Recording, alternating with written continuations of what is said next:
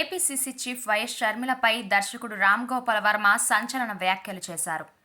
వ్యూహం సినిమాకు సంబంధించి ఓ ఛానల్కి ఇచ్చిన ఇంటర్వ్యూలో ఆయన మాట్లాడుతూ షర్మిల పాత్ర వ్యూహం సినిమాలో ఉంటుంది కానీ ఏం చేయరన్నారు.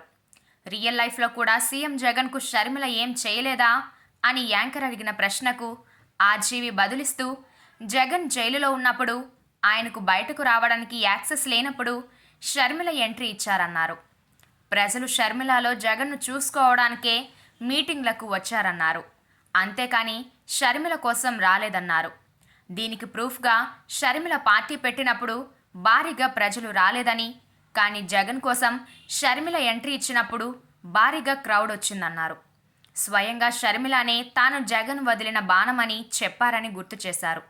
కానీ ప్రస్తుతం ప్రతిపక్షాలు జగన్ వదిలిన బాణం జగన్కు గుచ్చుకునేందుకు వస్తుందని చెబుతున్నారని, జగన్ ఐరన్ లాంటి వాడని, బాణమే విరుగుతుందని సెటైర్లు వేశారు.